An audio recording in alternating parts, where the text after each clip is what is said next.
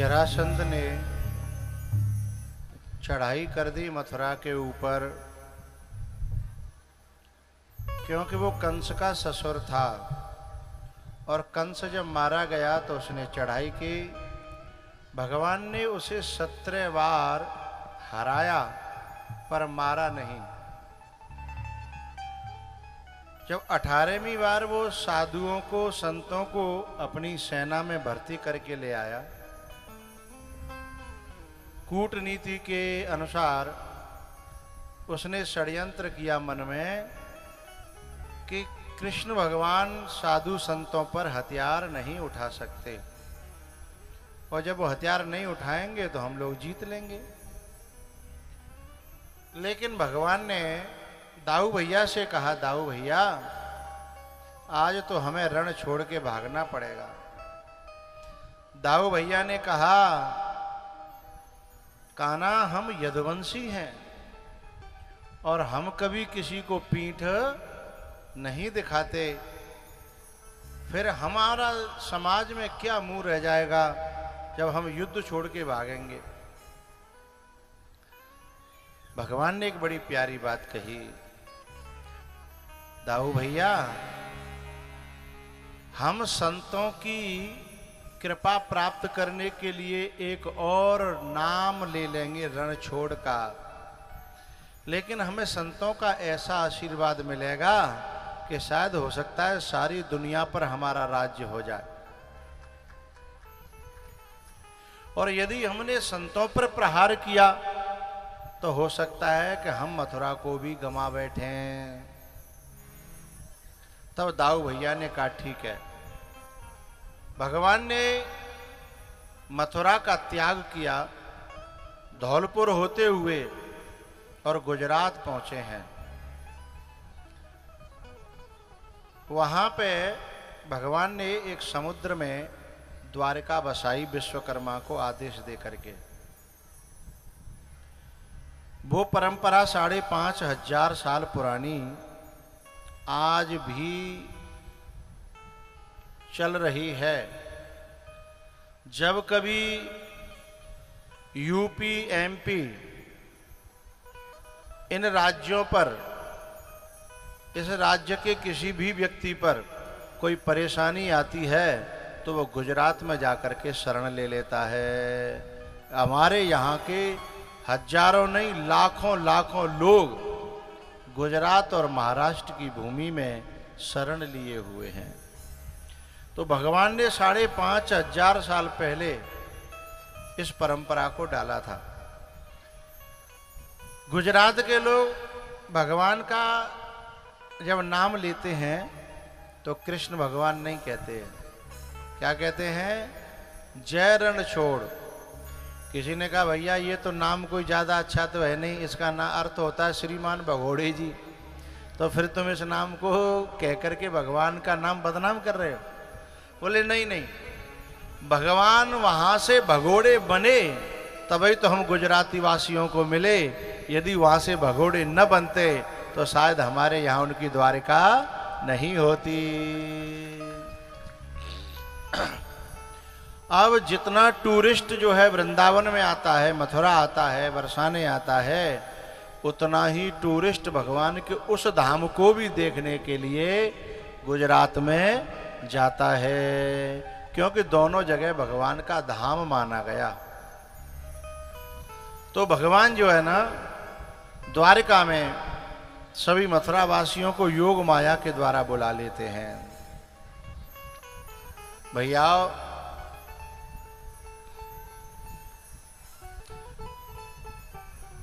भगवान का और बलदाऊ भैया का विवाह का समय आ गया, उम्र हो गई, तो दाऊ भैया को ब्याह तो एक लहमा में है वो, क्योंकि दाऊ की रेपुटेशन बहुत अच्छी थी, लेकिन कन्हैया की रेपुटेशन थोड़ी सी माखन की चोरी चपाटी करी, और जाकाऊ बालक को ने चोरी चपाटी को सो नाम है जाए तो ब्याह के लेने के देने पड़ जाते हैं। इसलिए कन्हैया के दांत देखे वाले कोई आमे नहीं। कन्हैया ने अपनी जुगाड़ लगाई नारद जी से कि नारद जी तुम्हारे जैसे घुमक्कड़ बिचौलिया के रहते हुए हम का ऐसे ही रह जाएंगे। नारद जी ने कहा सुनो भगवान, हम काम तो करते हैं पर कोई भी काम हम फुटकर में नहीं करते। बोले तो थोक में करते हैं। यदि हम तुम्हारा ब्याह करावे पे आए गए तो शायद इतने ब्याह का कोई भय नहीं होंगे कि जितने आपके।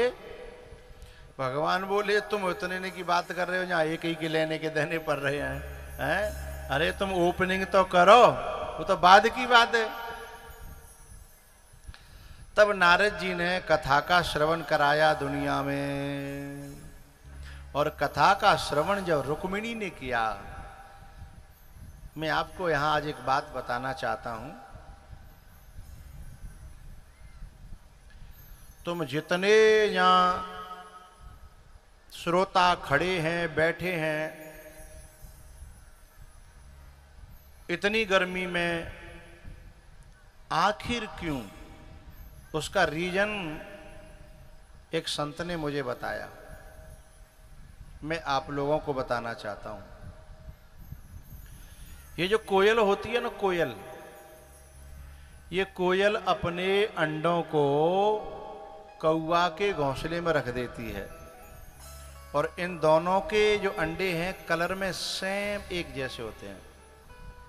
भाई इन दोनों का कलर भी एक जैसा होता है, तो अंडे भी एक जैसे होते हैं। अब कौवा उसे अपने अंडे समझ करके पालता है, और उसमें जो बच्चे होते हैं वह भी सेम कलर के होते हैं, तो पहचान नहीं पाता।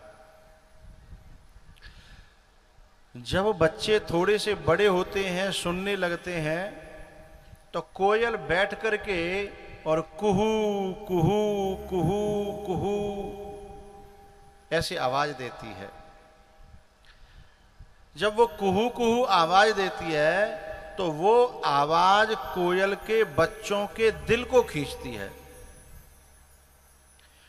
उन दोनों के बच्चों में जब वे बोलते हैं तो उन दोनों की भाषा में बड़ा अंतर होता है। कोयल के बच्चे कोयल की सी आवाज निकालने लगते हैं, और कौवा के बच्चे कौवा की सी आवाज निकालने लगते हैं। उस आवाज से उन बच्चों को पता लग जाता है कि हमारे माता पिता वो हैं, और कोयल को पता लग जाता है बच्चों को कि हमारे माता पिता वो हैं। दोनों एक ही घोंसले में हैं, एक ही जगह हैं, लेकिन उन दोनों की हार्दिक स्थिति, जो उनका जो डीएनए है, जो उनके हृदय की संरचना है, उनका जो ब्लड है, उनकी जो सोच है, उनका जो सब कुछ है जो है, उस वो कोयल के पास है, जो ही उन बच्चों के पास है। अब मुझे एक बात कहनी है, उस आवाज को सुन करके उस घोंसले में उन कोयल के बच्चों पर रुका नहीं जाता, वो दौड़े चले आते हैं। वो तब तक ही उन घोंसलों में रहते हैं जब तक उनकी पंख उपजती नहीं है, जब तक वो उड़ने लायक नहीं होते हैं। और जैसे वो उड़ने लायक भये तो तुरंत वे अपने माता पिता के पास चले जाते हैं। तो मेरे भैया, मेरे प्यारे श्रोताओं, हमारे देवेंद्र ने यहाँ 7 दिना तक बुलाए के मोते कहिए कि यहाँ तुम कुहू कुहू करो, और ये जितने कौवन के घोंसला हैं उनमें जो कोयल के सुत होंगे, जो परमात्मा की संतान होंगे, जिनके जीवन में धार्मिक संस्कार होंगे, जिनके भाव हृदय विचार जो हमसे मिलते होंगे, वे उन कौवन के घोंसले छोड़ छोड़ के सब जा पांडाल में जा घोंसला में आ जाएंगे। तुम्हारा जन्म भले ही उन घोंसलों में हुआ है, लेकिन तुम उन घोंसलों के हो नहीं। यदि तुम उन घोंसलों के होते तो आज तुम्हारा मन यहां नहीं लगता, वहीं लगता। यदि तुम इन घोंसलों के हो तो तुम जब तक तुम्हारे पंख ना उपज रहे तभी तक तुम वहां रह रहे हो, और ज्यादा ना पंख उपज जाएंगे। काय के पंख? ज्ञान विराग, ज्ञान के और वैराग्य के। ये जितने संत महात्मा बैठे कहाँ हैं, इनके पंख उपजाए हैं। अब भाई तुम्हारे पंख ने कच्चे हैं, जब एक थोड़ी सी उड़ान है तुम्हारी, आते हो लेकिन लौट के फिर वही घोंसला में चले जाते हो। मन भले ही लगे चाहे न लगे, क्योंकि अभी लंबी उड़ान भरने लायक पंखों की क्षमता और जादना तुम्हारे पंख पूरी तरह समर्थ है गए, फिर वह घोंसला में लौट के जावे को मन नहीं करोगे और लौटोगे ही नहीं। तो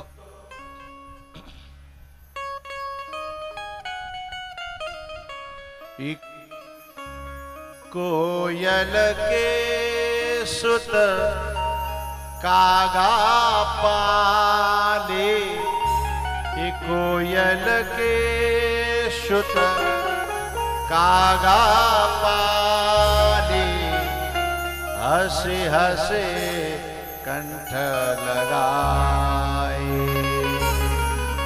हंसे हंसे कंठ लगाए।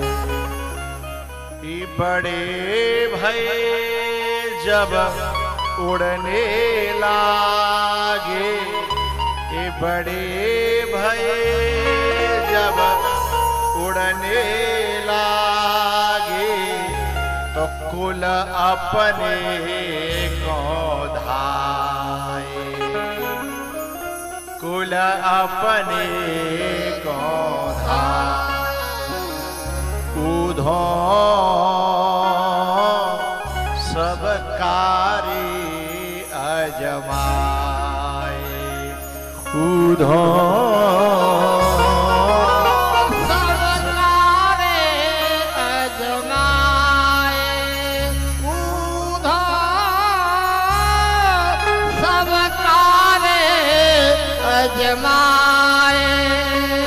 बड़े भये जब उड़ने लागे, तो कुल अपने को धाए,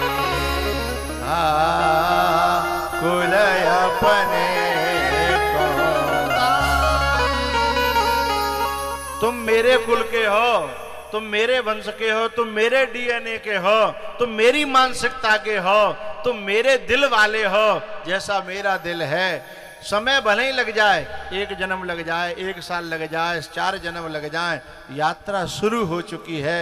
जादना पंख पूरी तरह उपजाएंगे, तादना तुम आकाश मंडल में उड़ने लग जाओगे, उन घोंसलों को छोड़ दोगे, वे घोंसले छूट जाएंगे। ऊधो वे सब कारी अजमा। अच्छा, मैं कौन हूं भैया? हम सब जीवात्मा हैं और परमात्मा ही हमारा पति है, लेकिन इस बात की हमें जानकारी नहीं थी। इसलिए भगवान ने जैसे नारद जी को भेजा कि जाओ जीवात्मा को बताओ ये सब मेरी जीवात्माएं हैं, तो ऐसे ही कन्हैया के हम सब लोग दूत हैं, जो संत हैं, कथावाचक हैं, हम तो दूत हैं। हम बताने आए हैं कि जिनके यहां तुम जन्मे हो उनके नहीं हो, उनके थ्रू, जैसे कौआ के थ्रू अंडा फूटा है, लेकिन वो बच्चा कौआ का नहीं है, कौआ के थ्रू उस घोंसला में अंडा फूटा है, लेकिन कौआ का थोड़ा ही है। ऐसे ही जिन माँ बापों के द्वारा तुम संसार में आए हो, उन माँ बापों के थ्रू आए हो, उन माँ बापों के हो नहीं। असलियत में तो ईश्वर अंश, जीव अविनाशी, चेतन अमल, सहज सुख राशि। असलियत में तो हम कौन के हैं? परमात्मा के हैं। उसकी याद दिलाने के लिए जैसे भगवान ने नारद जी को भेजा है, ऐसे ही जब देवेंद्र ने हमको बुला करके कहा कि हमारे क्षेत्रवासियों को याद दिलाओ हैं कि ये कौन के हैं और कौन के बन बैठे हैं। कौन के हैं? और कौन के घोंसला में जीवन गुजारना पड़ रहा है। अब मैं आपको एक बड़ी प्यारी बात बताना चाहता हूं। जैसे नारद जी को जब भेजा तो नारद जी ने केवल संबंध बताया और रुक्मिणी ने फिर जो अपनी प्रार्थना करी। भगवान को पाने के लिए, अपने आत्मा के पति परमात्मा को पाने के लिए हमें कहीं दौड़ भाग करने की जरूरत, और हम भागेंगे तो छोटे छोटे पांवों से कहां भागेंगे। लेकिन यदि प्रार्थना में यदि सच्चाई है, प्रार्थना हमारी प्योरिटी ऑफ हार्ट है, तो फिर हमें नहीं भागना पड़ेगा। भगवान भागते भागते हमारा हाथ थामने के लिए आ जाएंगे। जैसे रुक्मिणी का हाथ थामने के लिए रुक्मिणी ने ये कह दिया था कि मैं गौरी मैया के मंदिर तक आ जाऊंगी, बाकी फिर तुम जानो तुम्हारा काम जाने। ऐसे ही हम लोगों को कह देना है कि हम तेरे कथा पांडाल तक आ जाएंगे, फिर बाकी बात तू जाने तेरो काम जाने। हैं श्रुत्वा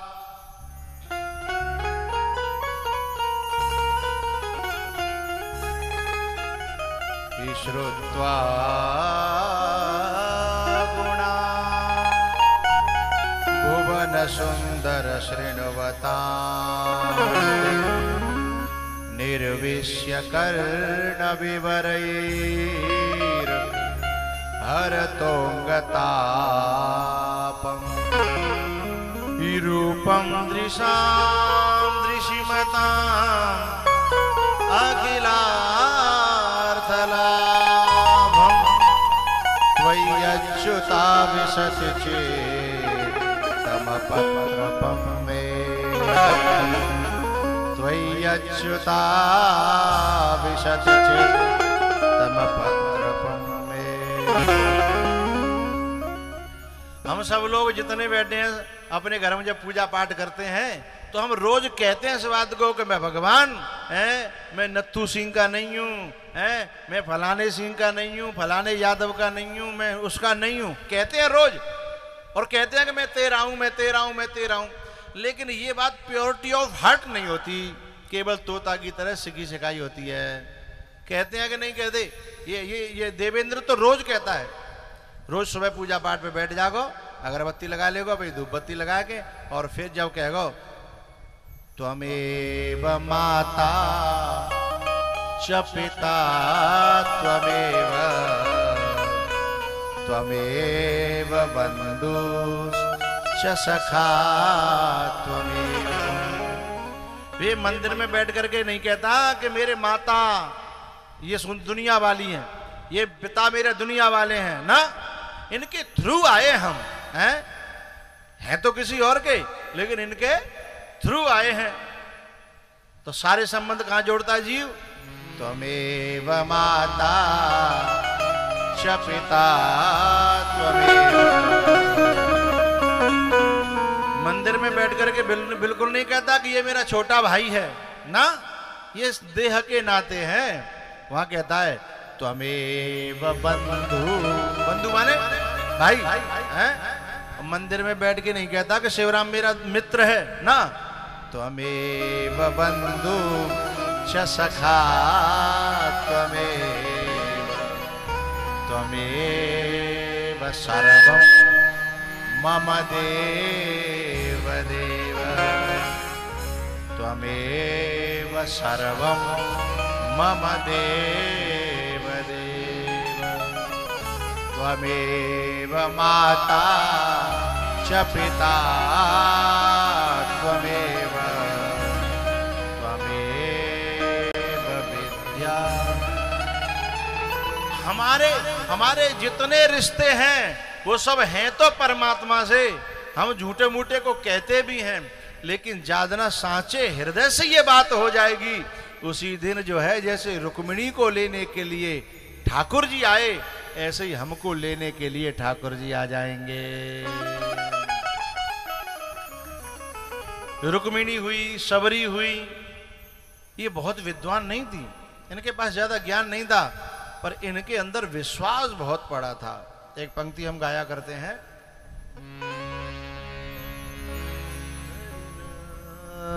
नररना नरना नररना नरना नररना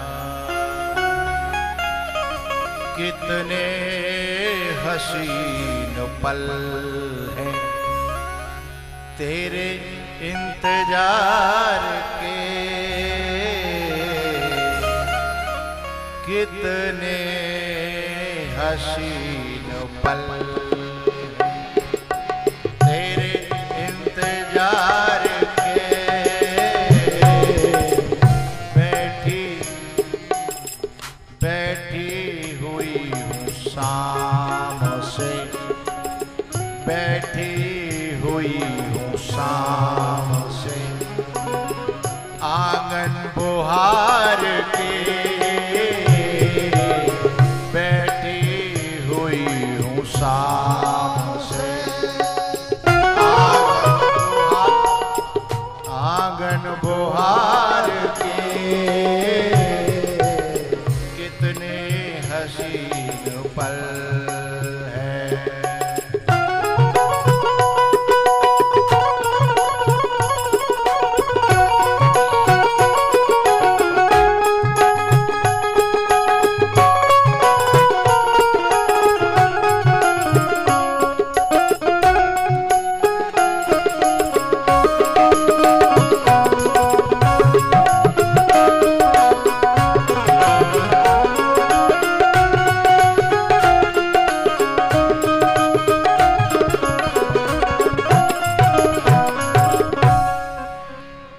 रुक्मिणी जी ने पत्र लिखा, श्रुत्वा गुणान भुवन सुंदर श्रृण्वताम ते। मैंने ठाकुर तेरी कथा जब ते सुनी है, मैंने अपने मन को, अपने दिल को, अपने हृदय को तुम्हें दे दिया है। अब तुम्हारी राजी, चाहे मारो, चाहे छोड़ो, चाहे ले जाओ, चाहे त्यागो, चाहे अपनाओ, हैं? और चिट्ठी लिख करके अपने सदगुरु, अपने विप्र को, अपने पुरोहित को दे दी कि ले जाओ। देखो भैया, जीव की व्यथा गुरु परमात्मा तक पहुंचाता है। बोले कैसे पहुंचाता है? मैं आपको एक दिल की बात बता रहा हूं। जब कभी अपने शिष्य पर विपत्ति आती है तो उस समय एकांत में बैठा हुआ गुरु अपने शिष्य की विपत्ति को देख करके परमात्मा से प्रार्थना करता है कि भले ही उससे कोई गलती हुई है, लेकिन तुम्हें बहुत चाहता है, वो तुम्हारा अपना है। मारना, पीटना, पर उसका विनाश मत करना। ऐसा हर सदगुरु एकांत में बैठ करके जीव की व्यथा को परमात्मा तक पहुंचाता है। और जब कभी मौका मिलता है तो परमात्मा की कथा को, जीव की कथा नहीं होती, जीव की व्यथा होती है। और जब कभी मौका मिलता है तो परमात्मा की कथा को जीव के हृदय तक पहुंचाता है। हम कभी गुरु जी के पास चाहे वैसे ही निकल रहे हैं, आके बैठ गए, तुरंत अभी अपनी कथा शुरू करेंगे। और उनका एक ही लक्ष्य रहता है कि कैसे हो करके जीव जो है ये समझ ले कि तू संसार का नहीं है, तू परमात्मा का है। तू जो कर रहा है उसके लिए तेरा जन्म नहीं हुआ, तेरा जन्म तो कुछ और करने के लिए हुआ है। ये बात हर सदगुरु अपने शिष्य को समझाना चाहता है। जैसे नारद जी ने रुक्मिणी को भगवान की कथा सुनाई और कुल पुरोहित ने रुक्मिणी का संदेश जाके भगवान को दिया। तो कोई कोई डबल गुरु बनाने पड़ते हैं, कभी कभी एक से ही काम चल जाता है जो दोनों काम कर दे, है ना। तो जब पत्र लेकर के, क्योंकि वो प्रार्थना प्योरिटी ऑफ हार्ट थी, तो फिर जवाब में जब पंडित जी ने कहा कि जवाब दीजिए इसका, तब भगवान ने एक बात कही, जवाब नहीं दूंगा, जवाब वाला ही चल रहा है तुम्हारे साथ, हैं। और जा करके रुक्मिणी को लेकर के आए हैं भगवान। रुक्मिणी ने अपने आप को सजाया था। एरी मैया, तुम भी अपने आप को सजाती हो ना। एक जगह एक जो है माताजी अपनी बेटी की शिकायत कर रही मुझसे, बोले महाराज जी जा समझाओ, हमारा गरीब घर है, जैसे तैसे दिना काट रहे हैं, और ये महंगे महंगे जो है वो खरीदना चाहती है सजने के लिए धजने के लिए, मैं कैसे जाके पूर्ति करूं। और पूरे दिन शीशा देखती है, चाहे 50 बेर 100 बेर, जब तक जब शीशा आगे आगे तिनक रहेगी तभी रुकेगी और फिर शीशा देखेगी। बोले स्वामी जी जा समझाओ। मैंने बात देखी, मैंने की सही कह रही है बेटा मम्मी। बोले सही कह रही है गुरुजी, पर शीशा मुझे निकलने नहीं देता है, दर्पण मुझे निकलने नहीं देता है। तो मैं अपनी बच्चियों से माताओं से कहना चाहूंगा, खूब सजो खूब सजो, लेकिन ध्यान रखना ये बाहर की सजावट ओरिजिनल नहीं है, ये तो कभी न कभी घृणा का पात्र बना देती है। तुम कितने सज के कितने बढ़िया लीपा पोती करके जाओ, लेकिन जैसे ही पसीना आवेगा ना वो सब लीपा पोती धरी की धरी रह जाएगी। हाँ या ना बोलो तो सही ना, कहा मुड़े तो हलाव करो। कितनी बढ़िया से बढ़िया लीपा पोती करियो, लेकिन यदि ये शरीर में तो चारों तरफ गंदगी भरी है ना, नाक में गंदगी भरी है, आंख में भरी है, मुंह में भरी है, कान में भरी है, पूरे शरीर के रोम रोम में गंदगी भरी है। लेकिन जब पसीना आएगा तो सारी लीपा पोती पानी फिर जाएगा। लेकिन यदि हमने अपना श्रृंगार सद्गुणों से कर लिया, भक्ति से कर लिया, दया करुणा इन सारे सद्गुणों से कर लिया, तो सारा संसार हमारा दीवाना हो जाएगा और परमात्मा हमारा अपनाने वाला हो जाएगा। आपने एक वृंदावन में हमारे जो स्वामी जी प्रेमानंद जी नाम सुना होगा, 2 बजे से लोग दर्शन के लिए लाइन में लगते हैं रोड पे, ठीक है ना। यूं बताओ कौन सी क्रीम लगाते हैं वो, कोई बढ़िया वाली होगी, अच्छी कंपनी वाली है, नहीं लगाते, तो भी लोग दर्शन करने जाते हैं। क्यों भैया, तुम तो बहुत बढ़िया क्रीम लगाते हो, तुम्हारे कोई धूतरी वो ना देख रहा है, तुम्हारा तो बेकार चले यार, 2,500 कोई मेकअप जो है एक दिना को, ये सब धूरी में मिल गो, और बे माटी सी और पोत लेता है, विनम्र भाव से चलते चले जाते हैं लोग। यानी कहाँ के देश के नहीं, बोलो बोलो, विदेश के लोग उनके दर्शन कर भी आ रहे हैं, और बहुत महंगे कपड़ा नहीं पहनते हैं, एक सादा से, बिल्कुल सादा, लेकिन दर्शन करने वालों की भीड़ लगी है ना। अच्छा हमारी माताएं इतनी महंगे महंगे कपड़े पहनती हैं, शादी में जाएंगी मुझे कोई देख है, लेकिन तो कोई ना देख रहा हो, तो उनको बड़ा दुख होता है कि मैं 50,000 को 100 को सुपड़ा सांप है गो। तो मैं निवेदन करना चाहता हूं, सजो सजो, ऐसा श्रृंगार करो कि बस श्रृंगार देखने के लिए, जैसे मीरा के यहाँ देवता भी आते थे कि देखने के लिए, दर्शन करने के लिए, ऐसा श्रृंगार हो जाए। आओ मेरी सखियों मुझे मेहंदी लगा दो। अरे बहना, एक तरह से देखा जाए तो मैं तुम्हारी सखी हूं और मैं तुम्हारा श्रृंगार करने आई हूं, लेकिन कोई मेरे श्रृंगार धारण करेगी ना, एक बार में नहीं, 2 बार में नहीं, 4 बार में नहीं, श्रृंगार जैसे जैसे धारण हो तो चले जाओ, वैसे वैसे खुशबू फैलती चली जाएगी भक्ति की। आओ मेरी सखियों मुझे मेहंदी लगा दो। आओ मेरी सखियों मुझे मेहंदी लगा दो, ही मेहंदी लगा दो, मुझे ऐसी सजा दो। कैसी? मेरी सौत देख के जर जाए? ना ना ना ना ना ना ना, अरे वो मेरे बहन के, मेरे भैया के सारे की जो सरेज है ना, वो आवेगी शादी में, ऐसी साड़ी देखो फूके जा, ऐसी ना ना ना ना ना ना। तो अरे मुझे श्याम सुंदर की दुल्हन बना, आओ मेरी सखियों मुझे मेहंदी लगा दो। आओ मेरी सखियों मुझे मेहंदी लगा दो।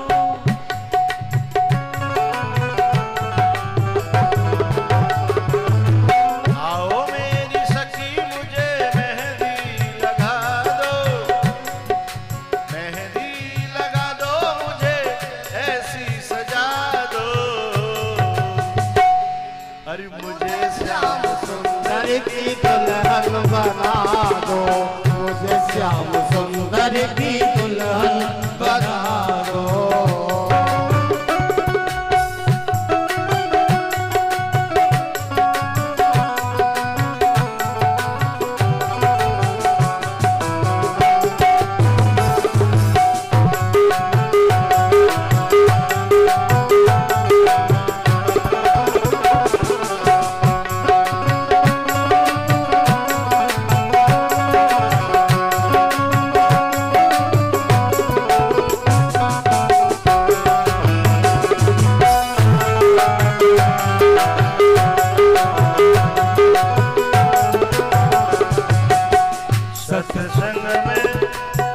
सत्संग में मेरी चर्चा चलाई,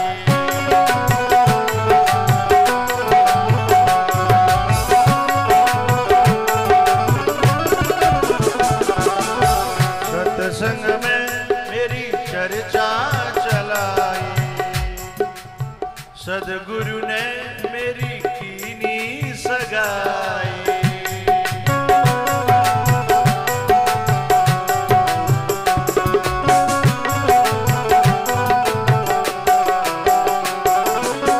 सत्संग में मेरी चर्चा चलाई, सदगुरु ने मेरी कीनी सगाई।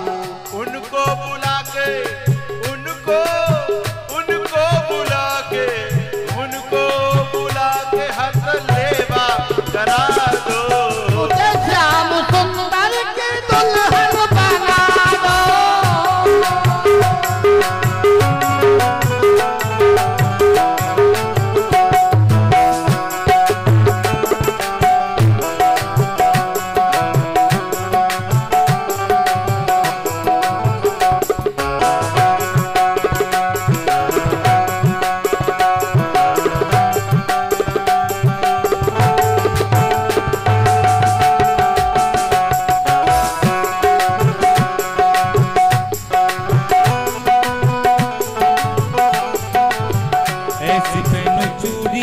कबहू न टूटे,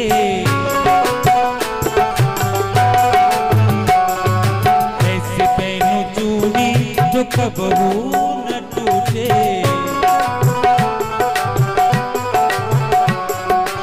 ऐसा बनूं दुल्हा जो कबहू न रूठे,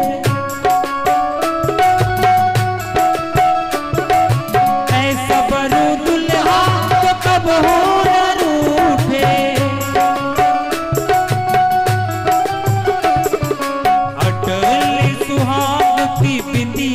लगा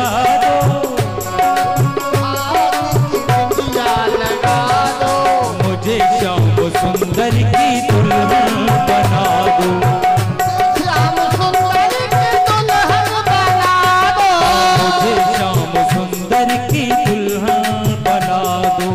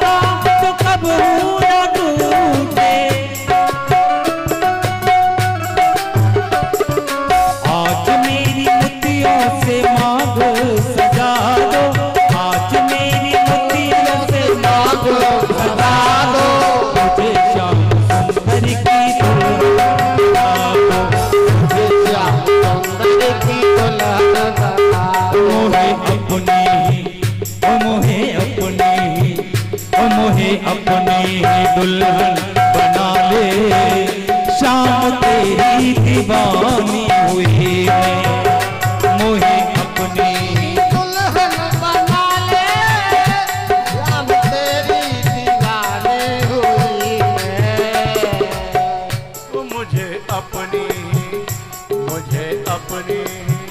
ओ मुझे अपनी ही दुल्हन बना ले, श्याम तेरी दीवानी हुई है।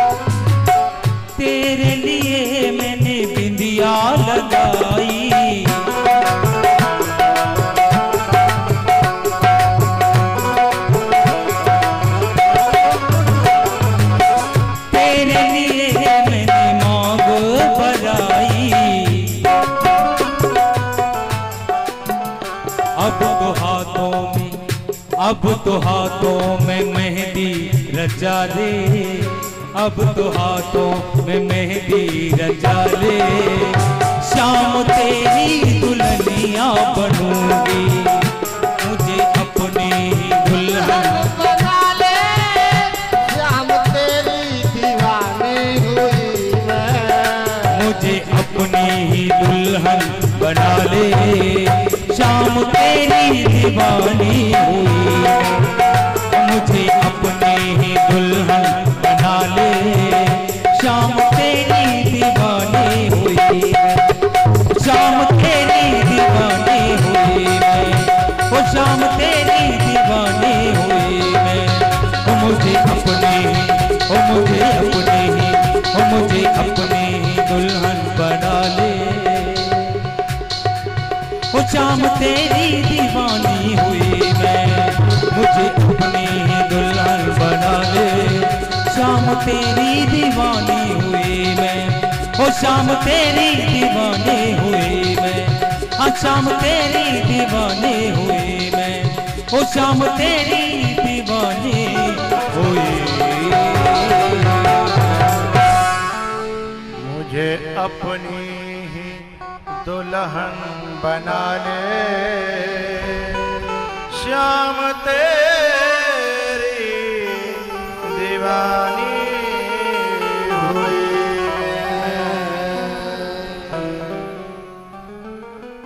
फिर भैया भगवान को ब्याह भयो नहीं, भगवान के ब्याह भये 16,000 एक उसे। अच्छा, भगवान ने इतने ब्याह क्यों करे, आप जानते हो इस बात को? रावण जो है त्रेता युग में राम जी को देख के बड़ा हंसी उड़ा रहा था। ए राम, कहां मैं और कहां तू? अरे मेरे विवाह अनगिनत हैं। राम जी ने पूछा फिर भी कितने होंगे? अरे 1 लाख तो मेरे पुत्र हैं, और लगा ले अंदाज।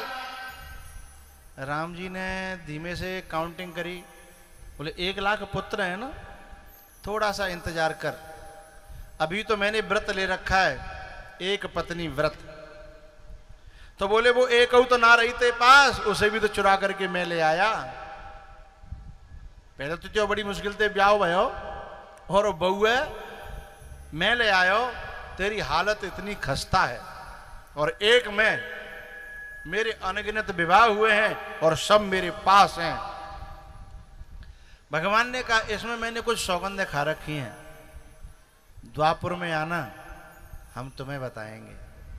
जब वो कंस बनकर के द्वापुर में आया तो बेचारे के केवल 2 अस्थि और प्राप्ति, और कन्हैया के 16,108।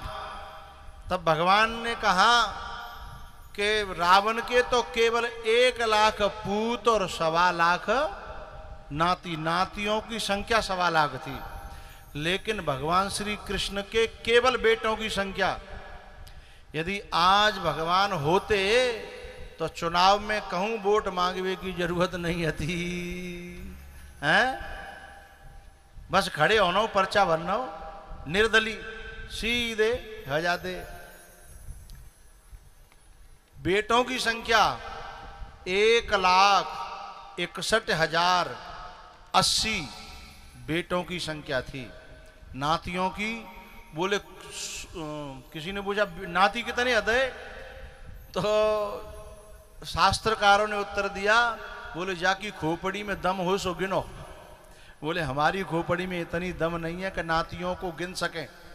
इसलिए भगवान के यहाँ नातियों की गिनती नहीं थी। एक नाती तो कई साल तक गायब रहो, लंबी कथा है, कई साल तक गायब रहो, फिर बाद में मालूम पड़ी तो भगवान वह छुड़ा के